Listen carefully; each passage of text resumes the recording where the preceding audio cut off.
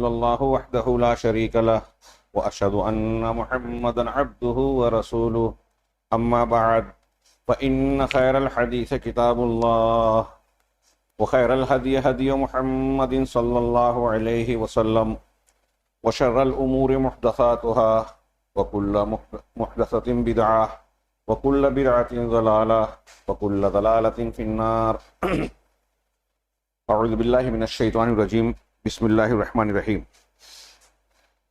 وقال ربكم ادعوني استجب لكم ان الذين يستكبرون عن عبادتي سيدخلون جہنم داخرین۔ محترم حاضرین،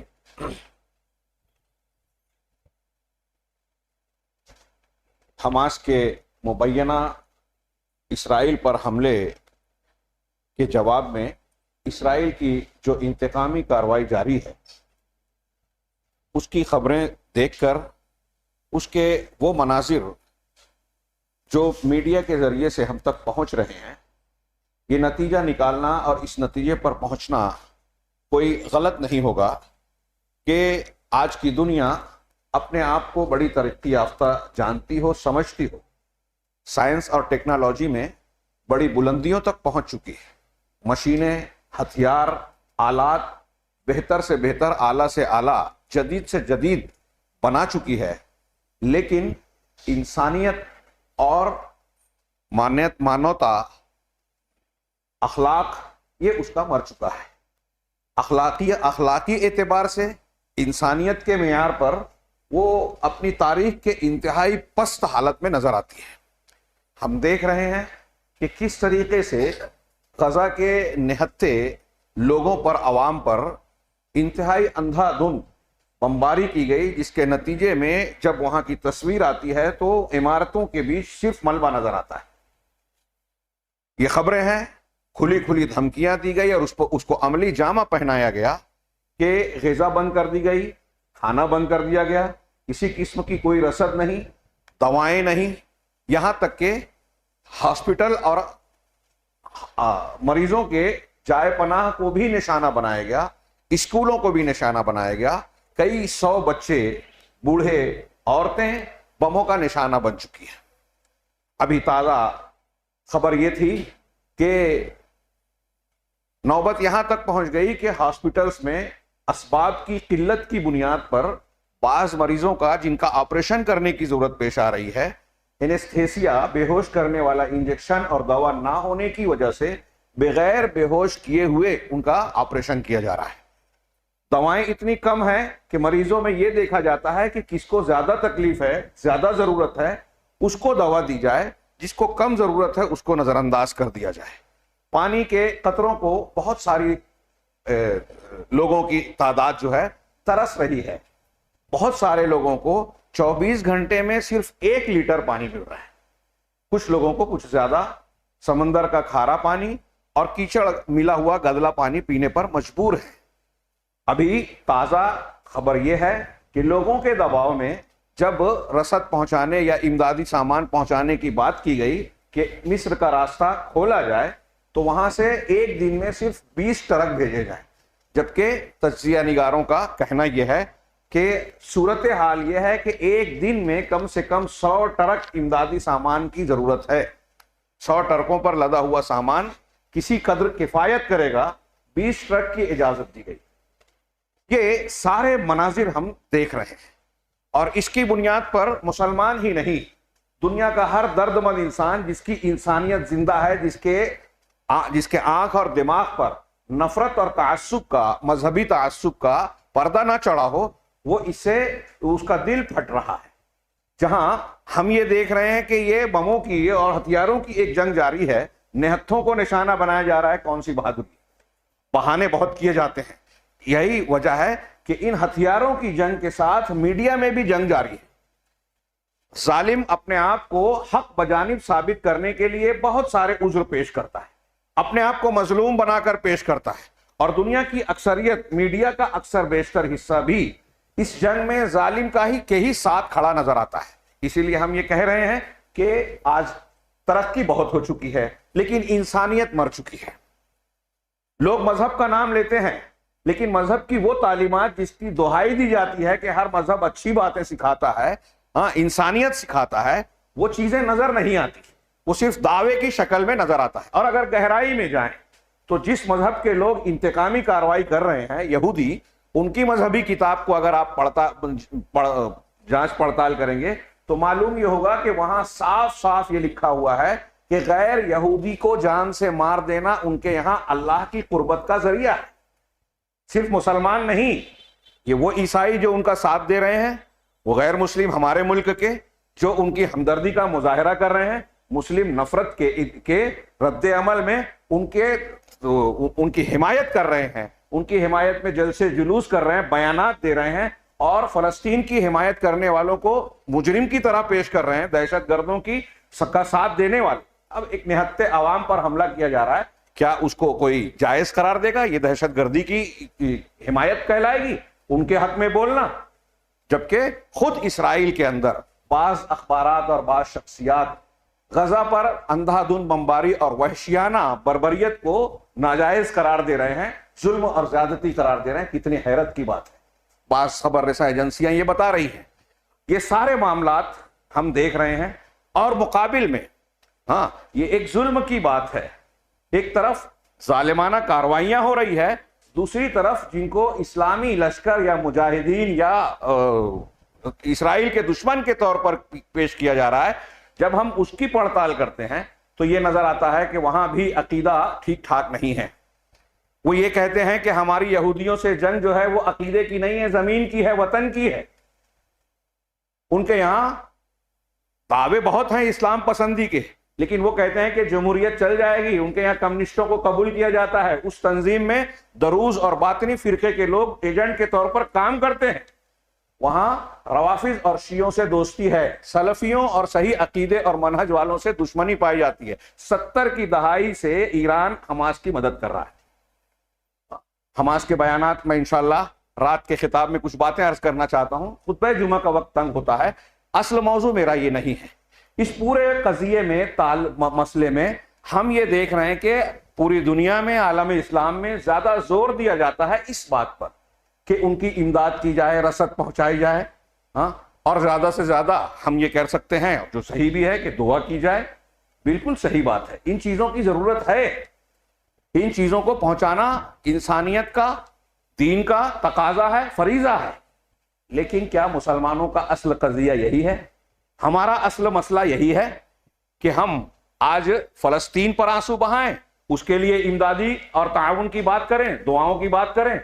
اس سے پہلے افغانستان پر رو چکے، عراق پر رو چکے، صومالیہ میں رو چکے، اور مختلف ملکوں میں ہر تھوڑے دن کے بعد ایسے معاملات پیش آتے ہیں۔ کیا ہمارے مسائل کا حل یہی ہے کہ جب کوئی حملہ ہو جائے، مسلمان پر افتاد پڑ جائے، مصیبت میں گھر جائے، اس وقت آنسو بہا دیویں، کچھ ہمدردی کے بول لیویں، ظالم کی ظالمانہ کارروائیوں کا تھوڑا سا تذکرہ کر دیں، اس کی مذمت کر دیں، میمورنڈم احتجاج کر لیں، اور کچھ زیادہ سے زیادہ ہمارے ہاں جو کارروائیاں ہوتی ہیں کہ ان کی مصنوعات کا بائیکاٹ کیا جائے، ان کے تعلق سے یہ کیا جائے، وہ کیا جائے؟ کیا یہ مسائل کا حل ہے؟ کیا یہ ہمارا اصل قضیہ ہے؟ میں آج کے خطبے میں دعاؤں سے متعلق صرف گفتگو کرنا چاہتا تھا، لیکن سفر میں آتے ہوئے ہمارے ایک رفیق مکرم سعودی عرب سے انہوں نے واٹس ایپ پر مجھے جو ہے ایک کتابچہ بھیجا، شیخ محمد سعید رسلان کا، بڑا پیارا، اس کا کچھ حصہ ابتدائی میں نے پڑھا، بہت پیارا لگا، اور دل چاہ رہا ہے کہ اسی تناظر میں ان کی کچھ باتیں پیش کر کے اپنے موضوع پر آؤں۔ انہوں نے تذکرہ کیا کہ فلسطین کے سابق ایک مفتی صاحب شیخ محمد امین حسینی، وہ ایک لقاء میں کچھ فلسطینیوں کے ساتھ اکٹھا ہوئے، ملاقات ہوئی ان سے، ان کے ہم وطنوں کے ساتھ۔ اسی مجلس میں جو فلسطین کے سابق مفتی ہیں، اسی مجلس میں ان سے سوال کیا گیا کہ متى نعود الى فلسطین، ہاں ہم فلسطین کب لوٹیں؟ کتابچے کا نام ہے متى يعود الینا فلسطین۔ ہاں اسی سے پہلا جملہ یہ نکالا کہ متى نعود الى فلسطین، فلسطینی پوچھ رہے ہیں جو در بدر بھٹک رہے ہیں، جلا وطن کے جیسا غریب الدیاری کی زندگی گزار رہے ہیں، فلسطین سے باہر ہیں، انہوں نے سوال کیا اپنے مفتی صاحب سے کہ ہم فلسطین کب لوٹیں گے؟ ہماری اس دربدری اور غریب الدیاری کی انتہا کب ہوگی؟ تو انہوں نے بڑا پیارا برجستہ جواب دیا. انہوں نے کہا کیا ہے تعودون الی اللہ عادت کیا ہے تعودون الی فلسطین. جب تم اللہ کی طرف پلٹو گے تو تم فلسطین کی طرف بھی پلٹو گے. پھر انہوں نے آگے کہا کہ اگر کسی بھی سرزمین پر یہ سوال کیا جائے کہ ہمارے ہاتھ میں فلسطین کب آئے گا، واپس کب لوٹے گا فلسطین، ہمارا فلسطین جو ہماری زمین تھی جس پر ناجائز قبضہ کیا گیا، یورپی اور مغربی طاقتوں نے مل کر جہاں اسرائیل کا ناجائز تسلط قائم کیا، اس کو قبضہ دیا، 1948 سے اس کی حکومت قائم ہوئی اور بتدریج آج کی تاریخ میں وہ 78 یا 80% سرزمین پر جو فلسطینیوں کی زمین تھی اس پر قبضہ کر کے بیٹھا ہوا ہے. اور اصل فلسطینی غزہ اور مغربی کنارے کے 20-22% پر سمٹ گئے ہیں اور وہاں سے بھی اب خالی کیا جا رہا ہے غزہ سے. ہاں، ان کو الٹیمیٹم دیا گیا کہ 24 گھنٹے میں خالی کر کے مغربی کنارے پہ جائے، اور وہاں بھی جو ہے جنگ چھڑی ہوئی ہے. حماس کے بہانے سے عوام کو نشانہ بنایا جا رہا ہے، جبکہ لوگوں کا کہنا یہ ہے کہ حماس کو طاقت دینے اور بڑا کرنے کی بنیاد انہوں نے ہی ڈالی، اور انہوں نے الفتح اور دیگر اپنی مزاحمتی تنظیموں کو کمزور کرنے کے لیے حماس کو طاقت دی اسرائیلیوں نے. یہ کوئی ہوائی بات نہیں ہے، یہ اہل علم کی باوثوق اور وہاں خود فلسطینیوں کے بیانات پر مشتمل ہے. خیر، اس تفصیل میں نہ جاتے ہوئے میں یہ عرض کر رہا تھا کہ انہوں نے جواب دیا کہ جب ہم اللہ کی طرف لوٹیں گے تو کوئی بھی سوال کرے کہ فلسطین ہمارے ہاتھوں میں کب لوٹے گا، تو کہا اس کا جواب بھی یہی ہوگا کہ جب ہم اللہ کی طرف لوٹیں گے تو فلسطین ہماری طرف لوٹے گا.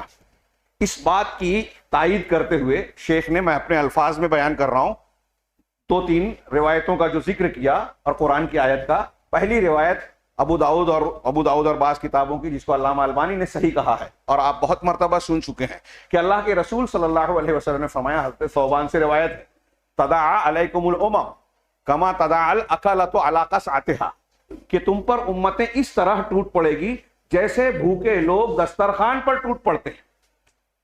تو صحابہ نے سوال کیا کہ کیا اس وقت ایسا حال ہوگا اللہ کے رسول کہ ہم کم تعداد میں ہوں گے، ساری قومیں اکٹھا ہو کر مسلمانوں پر ٹوٹی پڑے گی؟ کہا نہیں، اس وقت تمہاری تعداد بڑی کثیر ہوگی. بعض روایتوں میں ہے کہ سمندر کے جھاگ کی طرح بہت زیادہ تعداد ہوگی، لیکن اللہ تبارک و تعالیٰ دشمنوں کے دلوں سے تمہاری ہیبت نکال دے گا. دشمنوں کی نظر میں تمہاری کوئی ہیبت، کوئی وقار، عزت اور قوت نہیں رہے گی، اور تمہارے دلوں میں وہن پیدا ہو جائے گا. اللہ کے رسول صلی اللہ علیہ وسلم سے پوچھا گیا کہ وہن کیا چیز ہے؟ کہا حب الدنیا و کراہیت الموت، دنیا کی محبت اور موت کی ناپسندیدگی. یہ مرض بتایا. یہ ایک جملہ اللہ کے نبی صلی اللہ علیہ وسلم کا، 2 جملہ، یہ محبت کرنا دنیا سے، زندگی سے، اور موت کو ناپسند کرنا، یہ پوری ہماری خرابیوں کا ایک عنوان ہے جس کے ضمن میں پورا ایک مضمون پیش کیا جا سکتا ہے. آخرت کو بھول جانا، اللہ رب العالمین اور اس کے دین کو فراموش کر دینے سے یہ صفت پیدا ہوتی ہے، حب الدنیا و کراہیت الموت.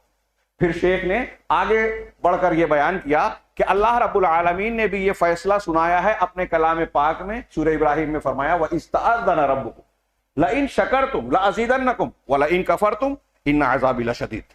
اگر اللہ تبارک و تعالیٰ نے یہ اعلان کر دیا، کیا اعلان کیا؟ کہ اگر تم نے شکر گزاری کی، نعمتوں کی قدردانی کی، اللہ کی دی ہوئی نعمتوں کا حق ادا کیا، یہ کھانا پینا جو کچھ بھی ہم کو ملا ہے سب اللہ کی نعمت ہے، اور دین اسلام سب سے بڑی نعمت ہے، توحید سب سے بڑی نعمت ہے. انہوں نے کہا کہ اللہ نے یہ اعلان کیا ہے کہ جو شکر گزار ہوگا ہم اس میں زیادتی کریں گے نعمت میں، اور اگر ناشکری کرو گے تو پھر میرا عذاب بڑا سخت ہوگا. مسلمانوں پر عذاب کی کیفیت ہے، اس لیے کہ مسلمانوں کی اکثریت اللہ کی دی ہوئی نعمت کی ناقدری کر رہی ہے، ناشکری کر رہی، لہذا اس کا بھگتان بھگت رہی ہے. اللہ رب العالمین نے یہ اعلان صاف کیا ہے. آج یہاں، کل افغانستان، پھر صومالیہ، پھر فلاں، پھر ہندوستان، اور فلاں جگہ یہ قضیے اٹھتے رہیں گے. ہماری مدد سے، احتجاج سے اور صرف بیانات سے، مذمتی بیانات سے ہمارے مسائل حل ہونے والے نہیں ہیں. ہمارے مسائل اگر ہم جڑ سے حل کرنا چاہتے ہیں تو اس کا اصل قضیہ کیا ہے؟ شیخ نے آگے فرمایا کہ جو بات میں کہہ رہا ہوں کہ فلسطین اس وقت تم کو ملے گا واپس جب تم اللہ کے دین کی طرف، اللہ کی طرف پلٹو گے. اس کی ایک دلیل اللہ کے رسول صلی اللہ علیہ وسلم کا وہ فرمان بھی ہے جو امام احمد نے، امام ابو داؤد نے نقل کیا اور جس کو اہل علم نے، محدثین نے صحیح کہا. وہ کیا ہے؟ اللہ کے رسول صلی اللہ علیہ وسلم نے فرمایا کہ اذا تبایعتم بالعینہ، جب تم عینہ کی بیع کرو گے. بیع عینہ دھوکے کی بیع ہوتی ہے، کئی شکلیں ہو سکتی ہیں، اس کی تشریح کا فی الحال موقع نہیں ہے. میں صرف اتنا کہوں کہ حرام طریقے کو حلال بنانے کی شکل دے دینا. ایسی بیع آج کل ہمارے یہاں کرتے ہیں نا لوگ، حرام کو حلال بنانے والے بہت سارے راستے نکالتے ہیں. مفتی صاحب کے پاس جا کے بولتے ہیں کہ ایسے کر لو تو ویسا کر لو تو حرام حلال ہو جائے گا. تو جب تم بیع عینہ کرنے لگو گے، وَأَخَذْتُمْ أَذْنَابَ الْبَقَرَ، اور گائے کی دموں کو پکڑ لو گے، وَرَضِيتُمْ بِالزَّرْعِ، اور کھیتی باڑی پر مطمئن. یہ اس وقت کی تجارت اور مال آمدنی کے ذرائع تھے.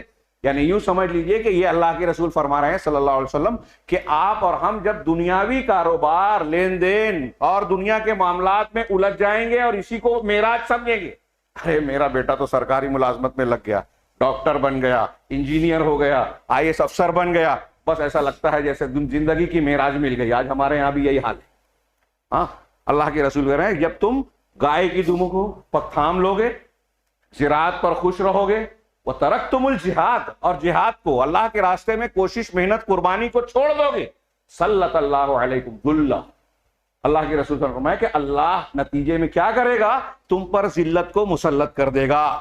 ذلت مسلط کر دے گا. لَا يَنزِعُهُ عَنْكُمْ حَتَّى تَرْجِعُوا إِلَىٰ دِينِكُمْ، تم سے اس ذلت کو اللہ ہٹائے گا نہیں یہاں تک کہ تم اس کے دین کی طرف نہ لوٹ جاؤ. شیخ محمد حسین کا جواب اس حدیث کے بالکل موافق ہے کہ اللہ ذلت کی اس کیفیت کو نہیں بدلے گا جب تک کہ ہم اللہ یعنی اللہ کے دین کی طرف نہ لوٹ جائیں. شیخ نے آگے بیان کیا اور بہت پیاری بات بیان کی کہ مسلمانوں کا اصل قضیہ کیا ہے؟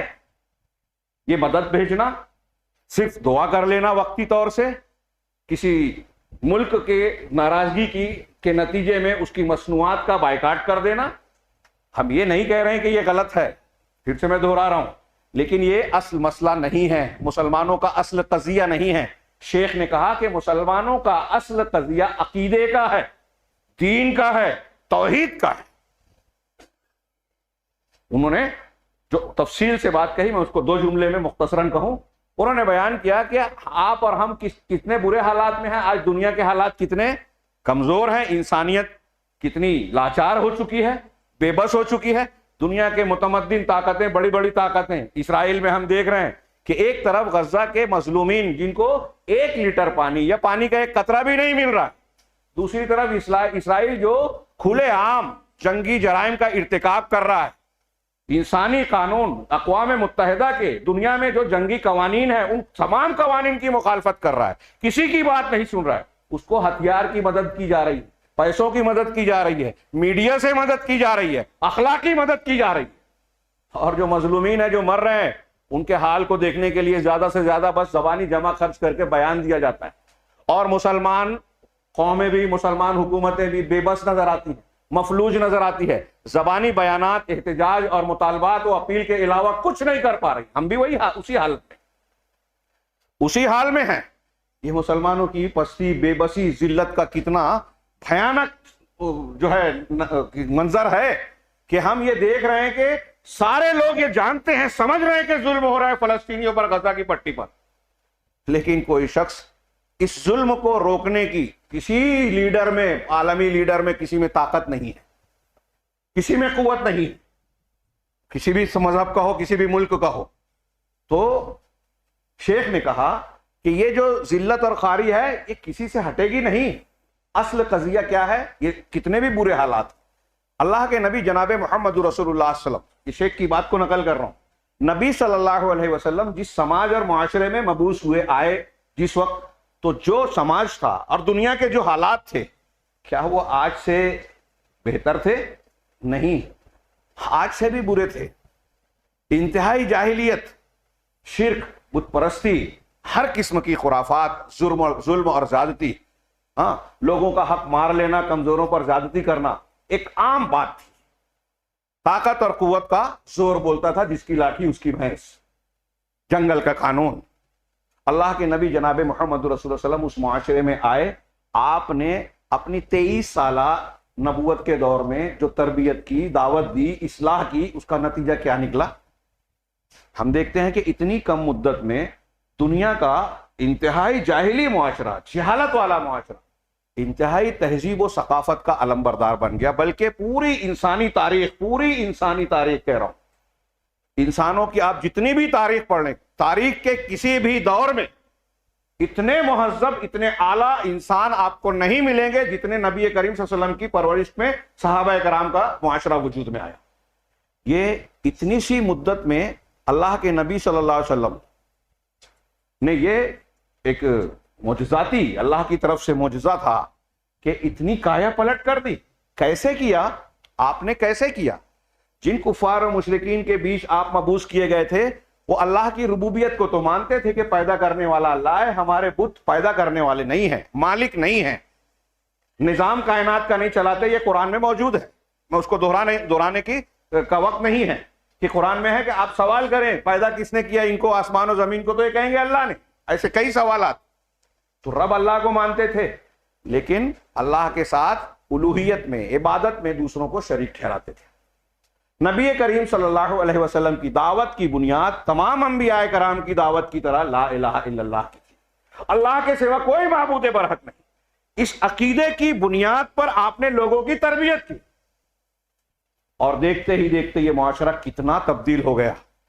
شیخ کہتے ہیں، محمد امین جن کا میں حوالہ دے رہا ہوں، وہ کہتے ہیں کہ اس وقت نبی کریم صلی اللہ علیہ وسلم نے امت دعوت کو، یعنی کافر جو ہیں، آپ کی امت کے جو کافر لوگ تھے، ان کو توحید کی دعوت دی۔ آج مسلمانوں میں اس دعوت کی ضرورت ہے کہ ہم توحید کی دعوت دیں، شرک سے منع کریں، اس لیے کہ مسلمانوں میں اب عقیدے کی بنیادیں مضبوط نہیں رہی، جا بجا مختلف قسم کی شرکیات، خرافات اور بدعیات پائی جاتی ہیں، اور یہ سب سے بڑی بنیاد ہے، جڑ ہے ہماری کمزوری کی۔ اصل قضیہ ہمارا یہ ہے کہ ہمارا عقیدہ بگڑا ہوا ہے۔ اب جن کو آپ اور ہم اسرائیلیوں کے مقابل کے مجاہدین کہہ رہے ہیں، حماس کے لوگ، معاف کیجئے گا بہت سے لوگوں کو برا لگ رہا ہے اسرائیل کی مذمت میں، لیکن آپ منبر رسول سے پوری ذمہ داری کے ساتھ کہہ رہا ہوں، یہ بھی انصاف کا تقاضا ہے کہ سچائیاں پیش کی جائے، جانتے ہوئے خاموش نہ رہا جائے، کہ آپ جب پڑتال کریں گے تو ان کا عقیدہ خود بگڑا ہوا ہے۔ اخوان المسلمین کی ایک شاخ ہے، اسی کا حصہ ہے یہ حماس۔ اس کی تاریخ آپ پڑھیے، موقع نہیں ہے یہاں بیان کرنے کا۔ اس کا جو میں نے تعاون کا تھوڑا سا ذکر کیا، اسرائیلیوں سے انہوں نے ہتھیار رکھنے کا معاہدہ کیا تھا، شابات تنظیم تھی اس کی۔ جس وقت ان کا معاہدہ ہوا، وہاں کی اپوزیشن نے، لیکوڈ پارٹی نے ان کو ہتھیار رکھنے کا ہتھیار فراہم کیے کہ حکمراں پارٹی کے مقاصد کو روکا جائے، اور پھر بعد میں حکمراں پارٹیوں نے بھی ان کو طاقت دی تاکہ الفتح جو یاسر عرفات کی تنظیم تھی اور دیگر مزاحمتی تنظیمیں تھیں، ان کو خلاف ان کو کھڑا کیا جائے۔ یہ بہت بعد میں پیدا ہوئے، اور بہت سارے فلسطینی مصنفین، دانشوروں کا، امریکہ اور یورپ کے مصنفین کا یہ کہنا ہے کہ حماس کو اسرائیل نے پیدا کیا، اسی نے طاقت دی، اور پھر ان کے ساتھ جو ہتھیار کا معاہدہ ہوا تھا وہ بھی بہت مشہور ہوا۔ میں عرض یہ کرنا چاہ رہا ہوں اس میں کہ آپ کو معلوم پڑے گا کہ ہم اخوان المسلمین کے جو بانی ہیں حسن البنا، ان کا کہنا ہے کہ یہود سے ہماری دشمنی، احداث الصناعت تاریخ کیا ہے نا کتاب کا نام، اس میں ان کا بیان منقول ہے کہ ہماری دشمنی یہودیوں سے جو ہے مذہبی دینی نہیں ہے، دینی اور مذہبی ہماری جو ہے دشمنی نہیں ہے۔ یہ کون کہہ رہا ہے؟ حسن البنا۔ اور آپ خالد المشعل کو، جو فلسطین میں حماس کے جو ایک نمائندہ ہیں، لیڈر ہیں، اور دوسرے کئی لیڈروں کے بیانات دیکھیں گے، وہ کہیں گے کہ یہودی عیسائی ہمارے بھائی ہیں، کمیونسٹ حکومت بھی اگر لوگوں نے چن دی تو ہم اس کی حمایت کریں گے، اور ایسے کئی بیانات۔ اسلامی حکومت کی ضرورت، اگر لوگوں نے جمہوریت قائم کی تو ہم اس کا ساتھ دیں گے، ضروری نہیں ہے کہ اسلامی حکومت قائم کریں۔ ہمارے یہاں کیا بیانات دیے جاتے ہیں، عوام کو کیا بے وقوف بنایا جاتا ہے۔ یہ وہ کہہ رہے ہیں کہ ہمارا اور ان کا جھگڑا عقیدے کا نہیں ہے۔ اسی میں شیخ کا، جن کا میں حوالہ دے رہا ہوں، انہوں نے تذکرہ کیا کہ یہ کہہ رہے ہیں لیکن یہودی کبھی یہ نہیں کہتے. یہودی یہ کہتے ہیں کہ ہمارا جھگڑا عقیدے کا ہے. اس لیے کہ میں نے ابھی تذکرہ کیا, ان کی کتاب میں محرف تحریف شدہ کتاب میں یہ لکھا ہوا ہے, تلمود اور دیگر رسائل میں, سفر میں یہ لکھا ہوا ہے کہ غیر یہودی, جس کو وہ اممی کہتے ہیں, غیر یہودیوں کو قتل کرنا اللہ کی قربت کا ذریعہ ہے. اس سے اللہ تبارک و تعالیٰ کی نزدیکی حاصل ہوتی ہے, قربت حاصل ہوتی ہے. اور ایسی اور بھی بہت سی عبارتیں, وقت نہیں ہے. یعنی وہ مذہب کی بنیاد پر ہم سے جنگ کرتے ہیں. اور یہ جو شیخ نے کہا, شیخ حسن البنا نے, کہ یہودیوں سے ہمارے کتاب اور قرآن کہتا ہے کہ دوستی رکھی جائے, تو شیخ نے سوال کیا کہ قرآن کے کس جگہ پر ہے؟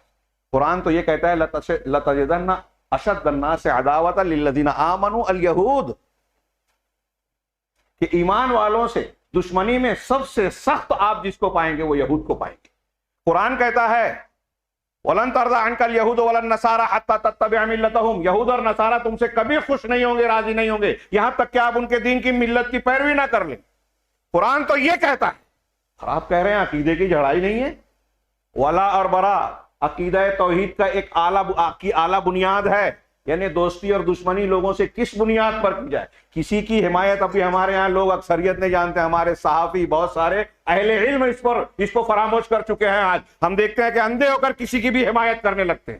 روافظ کا ساتھ دینے والے سنیوں کو قتل کرنے والوں کا آج ہم ساتھ دے رہے ہیں. اور میں یہ بیان کر رہا ہوں, مجھے یقین ہے کہ بہت سارے لوگوں کو برا لگے گا, لیکن حقائق سے ہم نے آنکھیں بند کر لی ہیں.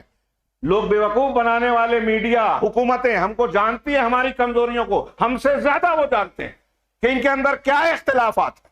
کسی کی دشمنی میں کسی کو مارا جائے تو کون خوش ہوگا, کون ناراض ہوگا؟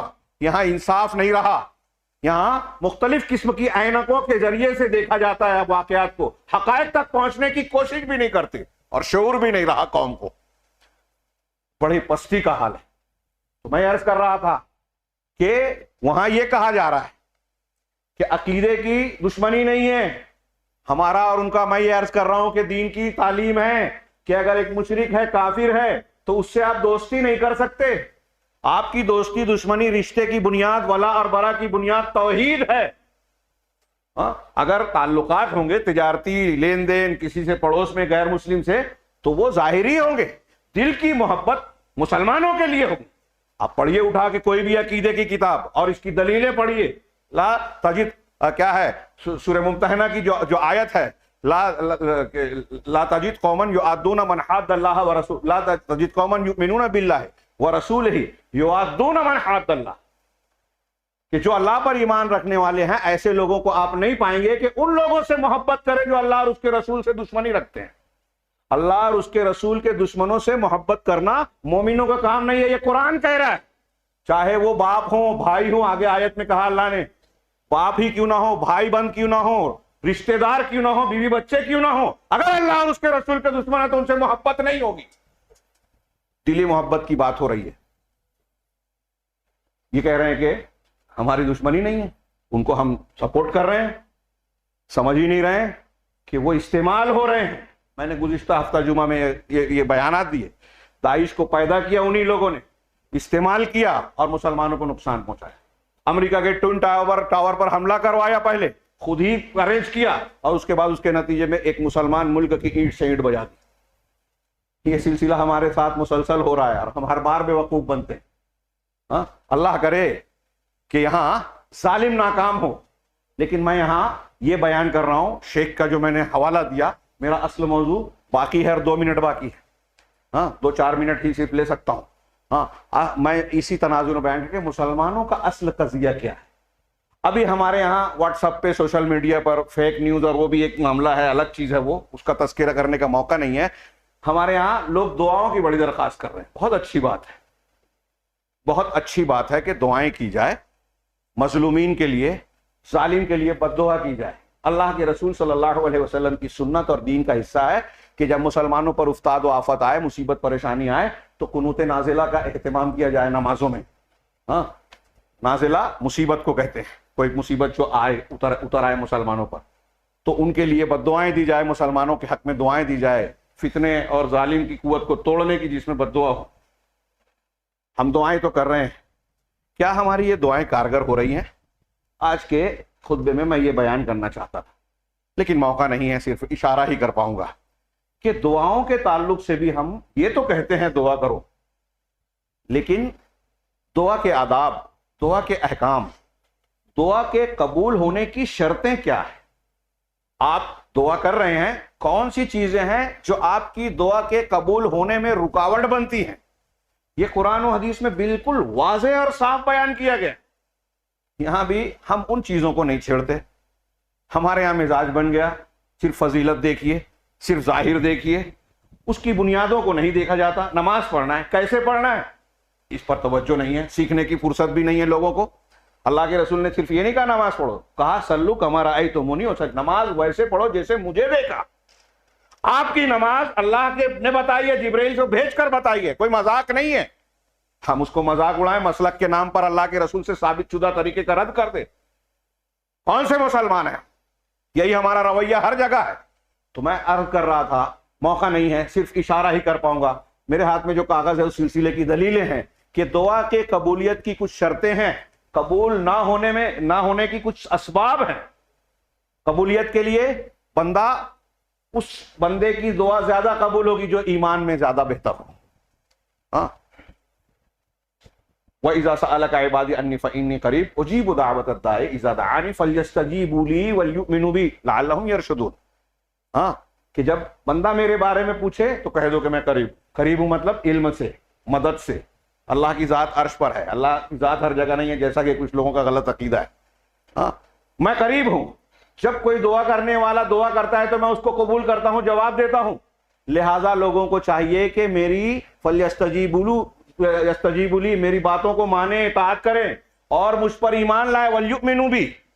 تو لوگوں نے کہا دعا کی قبولیت کی یہ دو شرطیں ہیں، اللہ کے دین پر عمل کرنا اور اس پر ایمان رکھنا۔ یہ ایک دو بتایا۔ اسی طرح صحیح مسلم کی ایک لمبی حدیث ہے، اللہ کے رسول صلی اللہ علیہ وسلم نے فرمایا کہ اللہ نے اپنے لوگوں کو وہی حکم دیا جو انبیاء کو دیا۔ انبیاء کو حکم دیا کہ یا ایھا الرسول کلوا من طیبات ما رزقناکم، کہ اے رسولو جو میں نے تم کو عطا کیا ہے، نعمتیں دی ہیں، اس میں طیب، پاکیزہ، حلال چیزیں کھاؤ۔ ہاں، اور یہی حکم انسانوں کو بھی دیا۔ قرآن کی وہ آیت بھی پیش کی جس میں کہا کہ اے لوگوں تم حلال چیزیں، طیب چیزیں کھاؤ اور اللہ کا شکر گزار بنو، حلال کھاؤ۔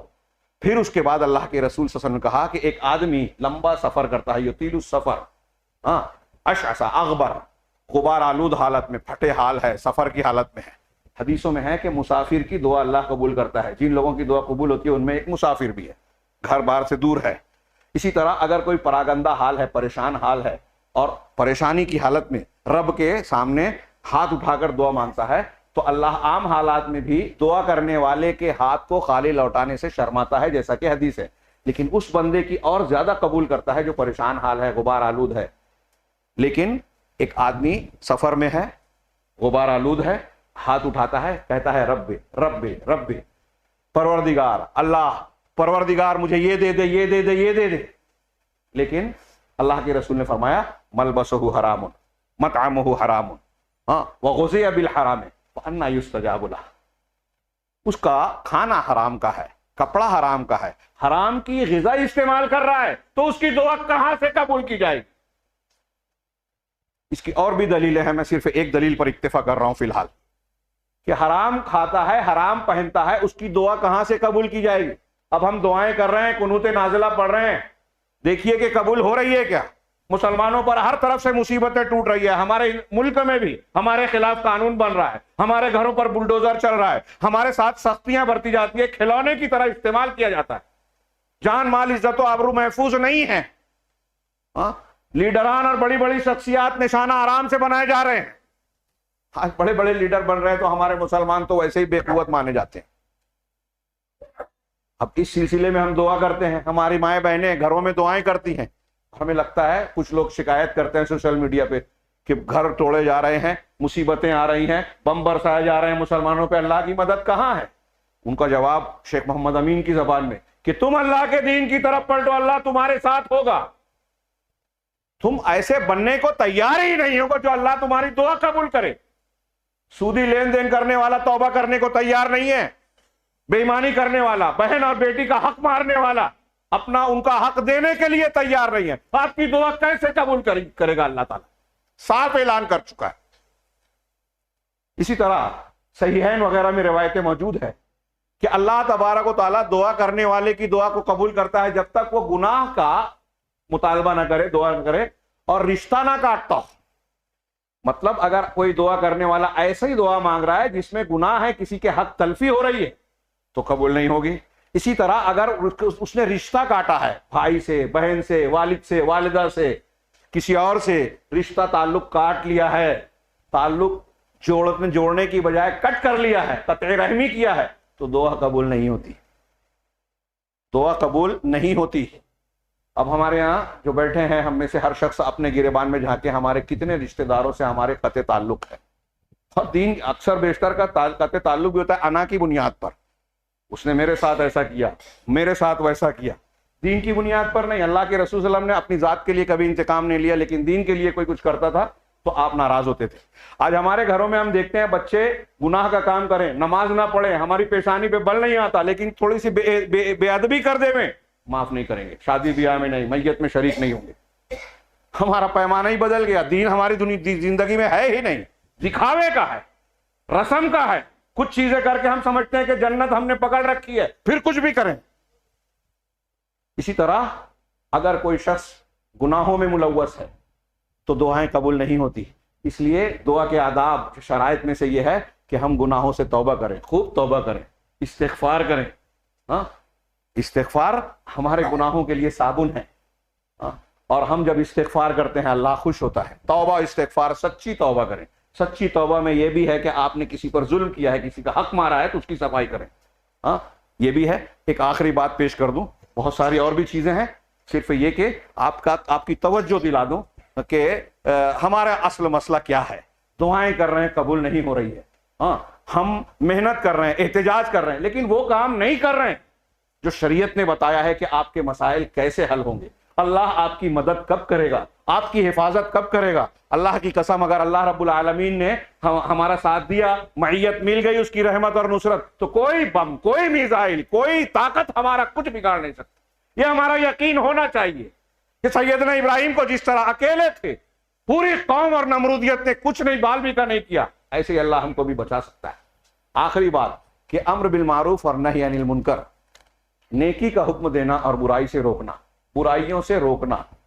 جہاں جس قوم میں یہ کام ختم ہو جاتا ہے وہاں اللہ کا عذاب آتا ہے اور دعا قبول نہیں ہوتی۔